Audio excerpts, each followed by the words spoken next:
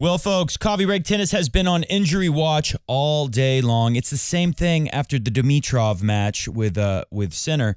We're waiting to see anything coming out of the Djokovic camp about whether or not he's going to be healthy enough to play in this semifinal.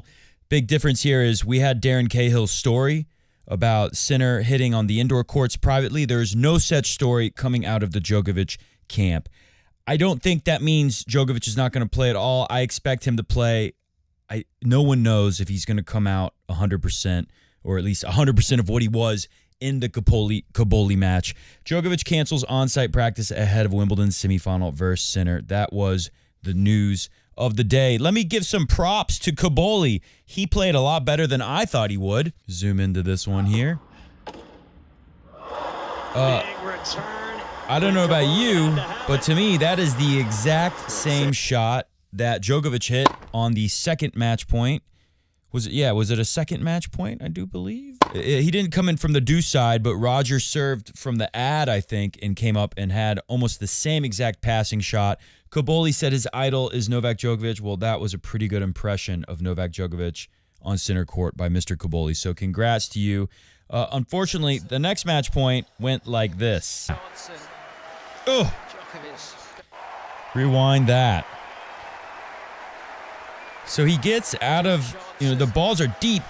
And that previous shot that pushed Djokovic out of the dirt part that's easier to move on into the more green, grassy area, that ball was so close to being out. It's such a shame. That could have been the end of the match right there, but instead, this happens. Amazingly, Joker was able to win from deuce down the next 2 points. He was asked about it in press. Let's take a listen. I've had quite a few of those throughout my grass court career, but obviously, body is not the same today like it was before. So I guess the real impact or effect of what happened, I will feel tomorrow. So let's see. I'm hoping the next 24 to 48 hours that the severity of what was happening on the court and what happened is not too bad. That I'll be able to play it, at my best and free of pain in 2 days. He'd go on to say that he has a 10-man team helping him get there. I'm going to go similar to what I said with Sinner in the last match after the Dimitrov match going into the Ben Shelton match. I feel like Joker will definitely play, and he's going to come out at least 85% of what he was before. Minimum, 90 plus. At least fingers crossed. That is what we are hoping. A Sinner did make it to the grass court outdoor practice courts, though, today. And he looks pretty sweet.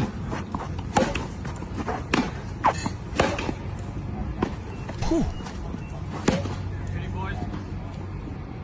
And you hear Darren Cahill in the background. Good hitting, boys. So with all this talk about slipping and falling, there was an interesting question in the Yannick Sinner press conference from our old buddy Ben Roethlisberger's. And basically he wanted to have Sinner give a tutorial on how to move around on the grass courts as they start to get worn out in certain places, and the baseline, and still stay luscious and green and long in others. Is it easier to move on the part that's just dirt than it is maybe first week of first round where it's much more even grass everywhere? How do you manage those different footings? Also, there is experience a lot of things, because when it's used a lot and you can see the dirt, then it's easy to move. But then there are places where it's this yellow grass, and when it's hot, the ball gets very fast. And then obviously there is still a quite new grass, which is a little bit different to move also. So that's nice that he was talking about how when it gets hot, parts of the grass gets very fast conditions like what we saw in the beginning of the tournament. And that brings us to our weather report. Because guess what? The heat dome, the heat wave, it's back just in time to help, I think, Novak Djokovic in this case. Maybe it's going to make it harder to make your returns in, but I like Joker in faster conditions. Even though I like Sinner in faster conditions. I mean, Sinner is Joker 2.0, but Joker a little more comfortable moving around on the grass than Sinner is, and that could be the deciding factor like it has been in their last two Wimbledon meetings. 1 o'clock to start, Fritz and Alcaraz, 1:30. It's going to be 85 degrees probably at 1:30. For the Europeans, I'm not sure what that is in Celsius, but that's really hot. Really, really hot. unusual in London this time of year. The humidity is going to be quite low, but the temperatures are going to be high, and there's not going to be much cloud cover. It gets hotter, and if Fritz and Alcaraz get off the court pretty fast, which I see that being 4 sets, maybe 5 sets. Let's say it's 3 hours, 4:30. Let's say we get Joker and Sinner on court by 5, just in time for the mega heat wave. 88 degrees Fahrenheit, very little cloud cover, very low humidity. The ball is going to be flying until we get to 7 o'clock where it's 86, which will still be about the peak of what we saw in the Fritz Alcaraz match. If they go late into the night, it won't really cool off until 9 p.m., 79 degrees, which is still sunny. Sunny. I forget that part of the world. The sun stays up later than what we're used to here in the States. Yeah, still sunny and 79 degrees by 9 p.m. So fast conditions for a majority of the match. That, I think, helps Djokovic in this case. It definitely, Roger Federer would have liked it. Rafa Nadal would have liked it too. But fast conditions makes it easier to hold serve and attack. I had a question on the Coffee Break Tennis Instagram. Go follow us there on Instagram, Coffee Break Tennis, at Coffee Break Tennis, I believe it is, or at Coffee Break 10s, like the number 10 is one of those. Anyways, I'm sure if you type Coffee Break Tennis, you can find it pretty easy. It has our logo on it. Alex Nolia says, regarding Wimbledon, Matt, great to see you back with another video. I want Djokovic to get to 25 Grand Slams. What do you think are the various ways this could happen in terms of strategy and match circumstances? Many thanks. The strategy is pretty simple. We heard Djokovic talking a little bit about it in the press conference. I didn't play that clip, but he's basically saying, I know I've heard stuff similar going back to the Big 3 days. They talk about how, there's no secrets between me and Roger, Rafa would say. I know I have to play my best. He knows he has to play his best. Joker would say similar things in the past. You have to be able to maintain this high level. And if you can't pull it off, you're not going to be able to win against these guys who are this good. When we hit this, Big 3, top level, Big 2 now with Sinner and Alcaraz. When we hit these top level late stages of Grand Slam, semifinals and finals, you have to maintain a very high level for a long time. That sounds pretty simple. Just to throw this up really quick, our old buddy Gil Gross tweeted out something pretty sweet on this match. One streak is going to end tomorrow. Djokovic, 6 straight Wimbledon finals, or will it be 7? And Sinner, 4 straight wins over Djokovic, or will it become 5? So let's look at this. This is one thing that I think is what Joker is going to have to do to beat Sinner or Alcaraz or both. And he's done it throughout the tournament. Here is, this would be in the last match against Cobolli. Yeah, they showed this in the Cobolli match. So this is pretty deep into the tournament. Going into the quarterfinals, this is where Djokovic's first serve placement is. And 73 in the ad, 75% in the deuce, going into the green box, which is 2 feet from the lines, 2 feet from the corners. And then you see the red balls are aces. Those ones are actually, a lot of them are actually touching the line or within 1 feet or within 1 foot or less than a foot, within about half of a foot or a matter of inches. When Joker hits it that close, I'd like to see the within 6 inches green, make the box, bring it out a little bit more. I'd like to see how many are going there. But anyways, he hits aces when it hits those spots. Another thing that he does that enables him to be so accurate is this. Look how tight the serve contact point is.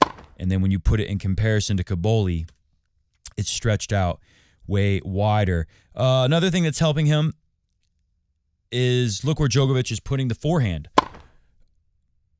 This is, I want to say, within 3 feet of the lines, the green box is in this case. I don't think it's 2 feet anymore. I think it's 3 feet. I mean, it looks like it could be a little bigger. But the point is, hitting it that close to the lines 57% of the time is incredible. Unfortunately, I don't have this graphic for the other semifinalists, but this will just show you why Djokovic is so effective, even at his advanced age. Here's the one with Cobolli thrown in. Take a look at this. Serve contact points. You can see Cobolli in blue. It is spread way out. When Sasha Zverev used to hit, sometimes 20 double faults in a Grand Slam match on average, he had something that looked more like that. It was a little more wild than that one, actually. But you see how Djokovic looks like, kind of like what you'd imagine Roger Federer's, just very tight formation of ball tosses on the serve. So Joker's going to have to serve outstanding, which he didn't do in those last 2 Wimbledon finals. I can't recall how well he was hitting his spots in the one last year where he was injured. But I remember the big story a couple years ago when they went 5 sets and Joker still had his chances to win against Alcaraz. I believe Joker opened that one up looking great, winning 6-1 in the first set. But after that, the Joker hitting his spots with the serve did not happen as much, and Alcaraz served incredible. He saved his very best for the final. So, of course, that could happen. Sinner or Alcaraz could just throw in one of their best possible serving performances, and that could change things. When I put Joker winning in the semis and the finals on my draw, I knew this is all very 50-50 coin toss. But when it gets that close, you typically like Joker because of little statistical things that he leads in. And we're going to do, I hope you don't hate it, we're going to do a deep dive into serving and returning stats at the Wimbledons. That's what we're doing in today's show. Welcome to the Coffee Break Tennis Podcast. Sorry we're not on camera today. I've been working on special surprises. I actually have a couple things that I'm working on right now. I'll just say I have a couple songs. I've had songs in the past that never made it. It's no guarantee, but man, if Joker can pull off the win tomorrow, I've worked a lot on a it really came out good. It's a really good song. Joker better win tomorrow because otherwise it's going in the can. I might break it out when he retires one day and say, this is what I was going to play when I thought he was about to win Wimbledon in 2025. Maybe something like that. Anyways, hopefully he wins because I've been working all day on it and it's really good. Let's see. Where were we? We're going to do our deep dive. We talked about the serve placement, serve tossed. Let me just show you this really quick. This is Ben Shelton. Ben Shelton has lost. He is out of the tournament. But his percentage of return points won against Sinner, where he did not get a single break, only had, I think, 2 break point opportunities in that match. 18.6% win total on return points. That is not going to cut it. Doesn't matter how great your serve is, especially if you're going to rev it up to like 150 miles per hour in a tiebreak and risk getting none of your first serves in for the entire tiebreak. That didn't work against Sinner. That was a bad idea. Anyway, so yeah, return is important. You can be one of the best servers in the world, and if you're not winning enough return points, you're not winning anything. That was the story with Kyrgios for so long. He was just getting better and better, unbelievable in the serve game, especially on grass, but just couldn't win enough return points. I think why Kyrgios had his best result at Wimbledon is because he's so creative, kind of like Alcaraz, got such good hands, good feel at the net, and a really good, nice like low 2-hand backhand. He can keep it really low and flat, kind of like Joker, and he's got a good slice too. So I think that would help him to find ways into return games and actually be able to break on grass, which is like when you get on clay, and we're going to look at it, return numbers can go really high. You can win a lot in first serve and second serve return on clay. When you get the grass, it becomes harder, and you'll see a big drop in the numbers even on Alcaraz and Sinner. Okay, let's go back to Rome, Italy, when Sinner made his return. And this article on the ATP Tour said, inside the Sinner's return, the stat that should scare the rest of the ATP Tour. And what shocked them was, let's just read it really quick. Infosys ATP Beyond the Numbers analysis shows that the return performance of Jannik Sinner in Rome will raise the alarm for all opponents. Sinner won more than 39% of his return games across his 6 matches in the Italian capital, well above his career average of 27.6, his average on clay 32.6, and his 2024 average on clay 33%. More impressively, in his first 5 matches of the tournament, the 4-time ATP Masters 1000 champion won 48% of his return games. You will not see numbers like that on grass. So we're just highlighting this to show you what the best returners can do on a slower surface where the serve is kind of neutralized, right? On grass, the returner is neutralized a little. On clay, the server is a bit neutralized, especially if you're playing someone like Rafa Nadal, Alcaraz, Sinner, Djokovic, guys who can really take advantage of the clay slowing down your serve and make a more quality return. Anyways, you see the numbers there. Let's look at these numbers because they talk about it's critical to perform your best under the brightest spotlights. Sinner was in the final against Alcaraz. With the trophy on the line, he did not break the Spaniard's serve one time in 10 return games against Carlos serving. So it's saying, I always say this all the time. We look at stats going into a major final, And then you say, okay, this is where the greats come in now. Now we're in the semifinals where you got some legends in there, some big 3-style legends, big 2 legends. And they're going to crunch those numbers down. Taylor Fritz's serve numbers look so good throughout the tournament. And then when he plays one of these guys, his numbers are going to get crunched down. So obviously that happened to the return numbers in the Rome final for Sinner. So let's just look at the raw numbers really quick before we move on to the grass. First serve return points won, 40.8. Second serve return points won for Sinner on clay and Rome, 57.8. So let's call it 41% and 58%. Let's round up. And now let's look at Alcaraz, who has the best all-time numbers on return on grass for career grass numbers. Alcaraz return stats on grass. First serve return points won, 30. This is career number, 30 before this Wimbledon. They're not counting numbers at the current tournament. These are all grass court tournaments Carlos has played before this Wimbledon. So we go from 41% on clay, first serve return points won by Sinner, and look at Alcaraz. This is way lower. It's about 33 if we round up, 32.5. It's way lower, but on grass, this is not only the active best, but is the overall best number posted for career returning stats on grass. Now, second serve return points won, 51.2. Still a pretty dramatic drop from what was about 58 on the clay for Sinner, but this is only 13 amongst active players, 117 on the overall rank. So Alcaraz could return better on grass.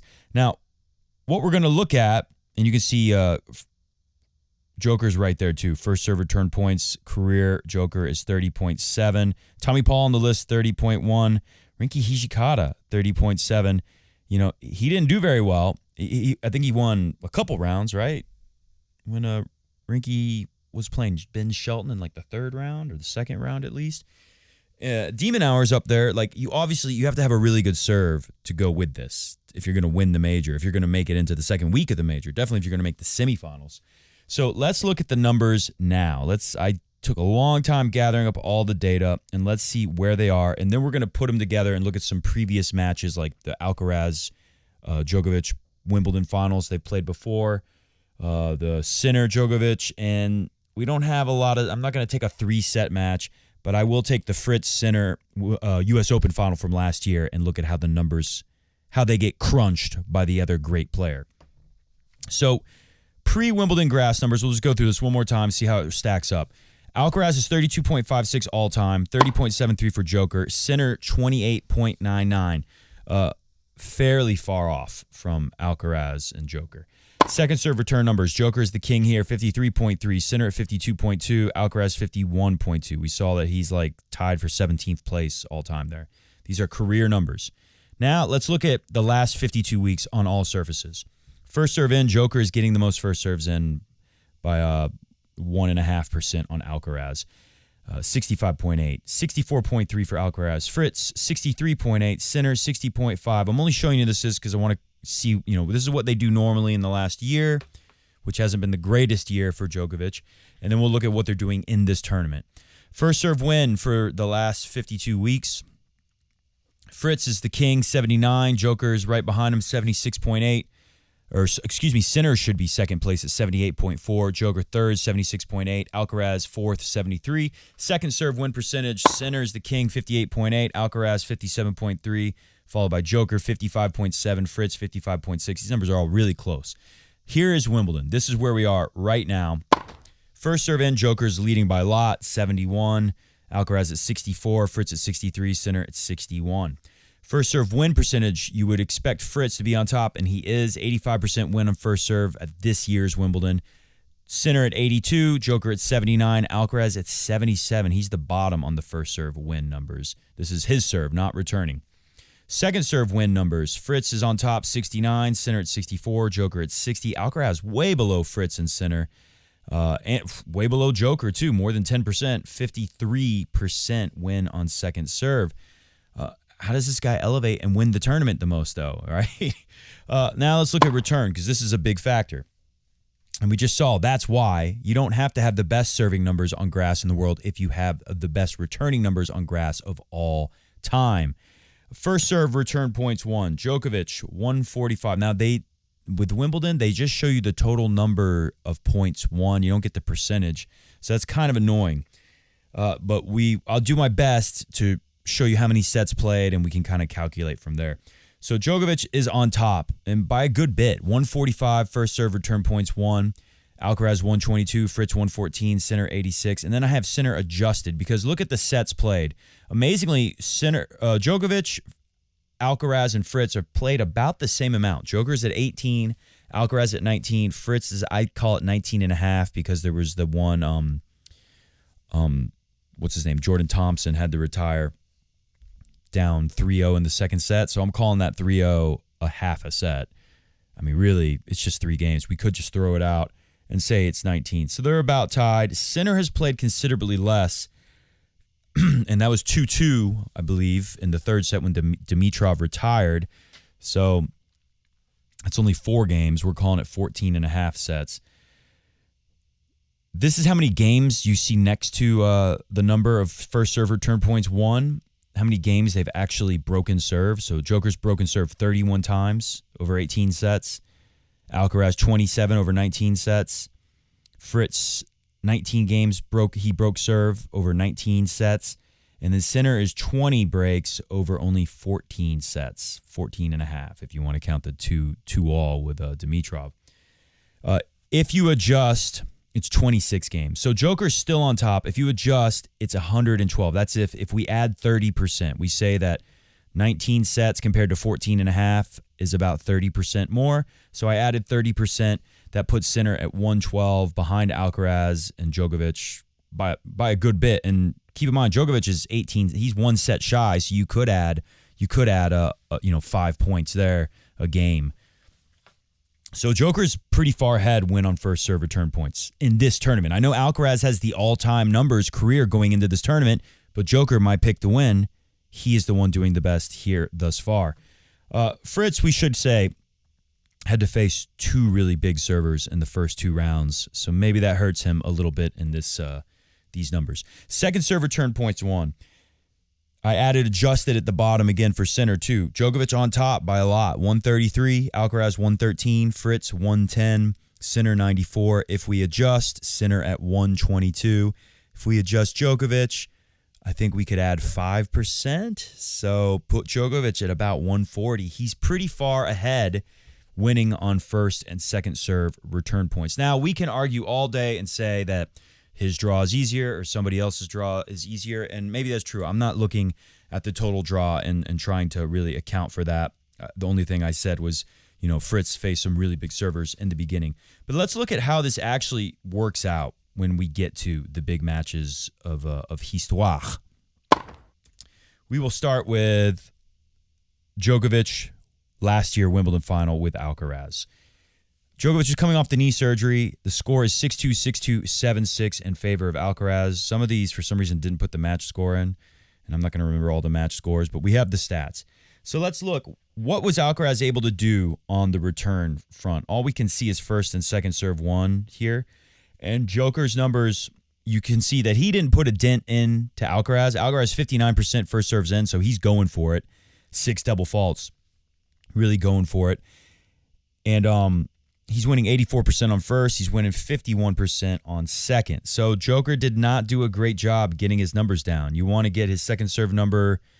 If you can get the first serve numbers down low enough, getting it down to 50, 51 could work, but 84% not going to cut it. And then look at your own numbers. You got to be really rock solid there. And Joker wasn't. Alcaraz is able to get into his games. Joker's getting 70% first serves in, yet Alcaraz gets his numbers down to first serve win 66%, second serve 40% for Djokovic. And that is why it's kind of a blowout. Djokovic just must have thrown everything he had in the end to get to that tiebreak at least. Now look at 2 years ago, Wimbledon final. Much closer match. A lot of people thought Djokovic could have won this match and had his chances. First serve in is almost the same, 63% for Alcaraz, 64% for the Joker. Now you can see Joker's returning brought the first serve win number down a lot for Alcaraz. Went down from, I think, 80, was it 84 in the last match? Yeah, down to 70. 51 on second serve is what Alcaraz had at last year's final. 2 years ago, Joker got it down even lower to 50%. The problem for Joker is that his first serve win numbers were not great throughout the whole match. And he was down to 62%, down from 66 the year before. However, what keeps this match a lot closer is Joker doing much better. Remember, Alcaraz held him down at 40% win on second serve last year. 2 years ago, Joker had it at 56% win on second serve. This was a very close match. You can see how their returning efforts bring their average numbers down quite a bit. Alcaraz just a little better, right? Because of that big advantage he has in first serve, even though in second serve win numbers, he's considerably more than 10% lower than what Djokovic has. Now let's go to this year when Joker beat Alcaraz in the Australian Open. It doesn't show the score up there, but let's just look at the stats really quick. You can see how Joker was able to mash that number down so low for Alcaraz, 34% on second serve, 67% on first. Alcaraz, again, keeping Joker well under 70% on the first serve win percentage, but looks at magic number 56 again pops up here, and that's good enough to get it done because he mashed that second serve number down so low. Also got the first serve number down pretty low as well.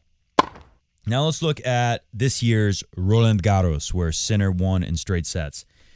And Djokovic, way more first serves in, but way lower number. Sinner's winning 79% on first serve, Joker winning 67%.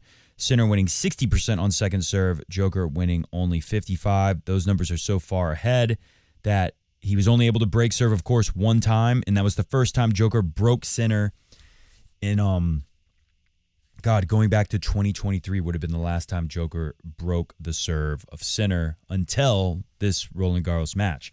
Now, that's clay, so that changes things, like we said. It makes it harder to mush those numbers down on return, and it makes it easier to hold when we get the grass. So how do you see that? Does that mean that Joker's not going to be able to break because it's going to get harder, and he hasn't broke Sinner since 2023, since they played at Wimbledon? Well, let's take a look at that match. 2023 Wimbledon, Djokovic took Sinner out. How many times did he break him? Only twice, but he gets him 6-3, 6-4, 7-6 in a tiebreak, and he is not broken at all on the grass. Well, that would make a big difference, and that is one of the things Joker's going to have to do tomorrow if he's going to beat Sinner. It would be nice if he could not have his serve broken even one time. If he can do that, I think it's almost guaranteed that he wins. Of course, there could be a bunch of tiebreakers, and who knows what happens in that case. He's going to have to break Sinner at least a couple times, just like he did in 2023. So first serve in numbers, very similar, 58 for Joker, 60 for Sinner. Win on first, 75 for Joker, 76 for Sinner. So you don't necessarily have to win. Once you're over 70% win on first serve points, you're going to hold serve the majority of your games if you take care of the second serve numbers. And that's where we see the difference. It doesn't look huge, but 60% win on second for Joker and 56% for Sinner. I think Joker here, especially in Wimbledon, is so good at finding those little opportunities to get in and break. Just look at how big Kaboli was serving, yet Joker was able to find his way in there and get the breaks he needed to win that match. Let's look at London 2022 Wimbledon. Sinner and Djokovic played. First serve going in way more in this case for Djokovic, 66-54. Win on first, 82-69 for Joker's favor. And this time Sinner's actually got him by a lot, 8% more win on second serve. But it doesn't matter in this case. And look at the breaks. He broke him 6 times. Sinner had his serve broken 6 times. Joker had his serve broken 4 times. This is a 5-set match, so all kinds of stuff happened over the course of the match. But yeah, I'm sure if we looked at individual sets, you would see sets where Joker won, his second serve point win numbers were higher. But the bottom line is this: even though Alcaraz is ahead by 8%, Joker is ahead by 13% on the first serve. And that's the other thing. If you can get that first serve in number very high and protect your second serve because you don't have to hit a whole lot of them, and then you're winning over 80% on first serve, that's Roger Federer-like numbers on the first serve. So you're very likely to not have your serve broken very often if you can do that. And finally, hit the music because we're going to get out of here. How about Taylor Fritz? What chance does he have against Alcaraz tomorrow? Well, they've only played in a best-of-3 set matches, so let's look at the one from last year, U.S. Open final. It's against Sinner. It's best out of 5, obviously. And first serve in numbers, Fritz got a lot more in, 59-51. Doesn't matter because look at the numbers here. 48% win on second serve for Sinner. Yeah, that's not great, but he's winning 88% on first, and this is how much he smashed the Taylor Fritz numbers down. 68% win on first, so he's ahead of him by 20, and 43% on second, still ahead by 5%. What does that equal? That equals Fritz getting his serve broken 6 times, Sinner having his serve broken only twice. That is a straight set, 6-3, 6-4, 7-5, 3-4, 5. Goes in order. How do you like that? So that's what it comes down to. Who's going to mush the numbers down the most? Now, we look at the Wimbledon numbers so far, and Joker looks really good. Fritz looks really good too. But I think Alcaraz is going to really be able to challenge the Taylor Fritz serve. And that's the big problem. He has got the best returning numbers of all time on grass. The only thing that's better is Djokovic's numbers than his at this current tournament in Wimbledon. But he is going to give Fritz a very hard time when Fritz is serving. And then what is Fritz going to do returning against Alcaraz? This, to me, is key. Because if Fritz can create enough opportunities, then anything can happen. With his serve, he will hold enough if he can create enough opportunities and convert enough break points against Alcaraz. That is the big question. That's why I say this could easily be 4 or 5 sets. I'm going to go with Alcaraz, though, the legend of grass court returning, and say he wins in 4 sets tomorrow. That brings us to the other match. Now, if Joker's not close to 100% of what he was in the Kaboli match, I think Sinner's going to win. But also, we don't know. Where is Sinner? Is he 100%? He seems to think, he even threw a number out recently in press saying that he just wanted to see what percentage he was at, and it was pretty high. So like I said in my last video, I think he's going to come out against Shelton like 85%, 90%. He's probably 95% now of what he was before his elbow got hurt. So let's just throw all that out and let's just talk about the actual matchup here on grass. I think Joker, if you look at the numbers, I'll bring it up one more time. Man, I'm letting the music run a long time. Joker is getting a lot more first serves in than Sinner, 10% more, 71 to 61. Sinner's winning more, 3% more on the first serve win numbers, 82 to 79. Joker is 4% behind, 64 to 60 in favor of Sinner on second serve win percentage. This is at this Wimbledon so far. And on the return points won, Joker far ahead of everybody, 145 first serve return points won to the adjusted Sinner at 112. And again, we should have adjusted an extra set for Joker, so call that 150 to 112. Second serve return points, adjusting Joker to 140, adjusting Sinner to 122. Joker's doing a lot more damage on return, even when we adjust the sets played numbers.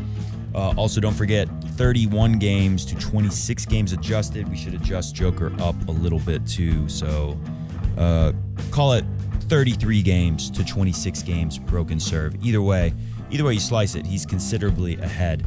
I think that is going to be the key here. He's going to do just like what Alcaraz has done to him and be able to get into the Sinner games enough where he's finally going to be able to get some breaks, just like he did the last time they played at Wimbledon. Joker's movement is definitely better here. He's a little more comfortable than Sinner moving on the grass. The conditions are going to be very fast. I think that's going to help Joker make his serve rock solid like it was last time they played at Wimbledon. So I don't see Sinner being able to break Djokovic as much as Joker could potentially break Sinner. I'm looking for a very similar, there's a tie break. I say Joker in 4 sets, maybe 5. There's going to be a tie break, at least 1 or 2 tie breaks, and Joker's going to be able to get breaks and win the other sets that don't go to tie breaks. That is the final prediction. Joker in 5 tomorrow. We hope it happens for the sake of the song. And Alcaraz in 4 over Fritz tomorrow. Enjoy the matches. I know I will, and we will be back tomorrow for Beer Hall Freitag. Maybe it'll end up, if it's taking me forever finishing the song and the video if Joker wins, it might turn into Beer Hall Samstag. But we'll do our best. We will be back again before the final to break down everything that happened in the semifinals. See ya!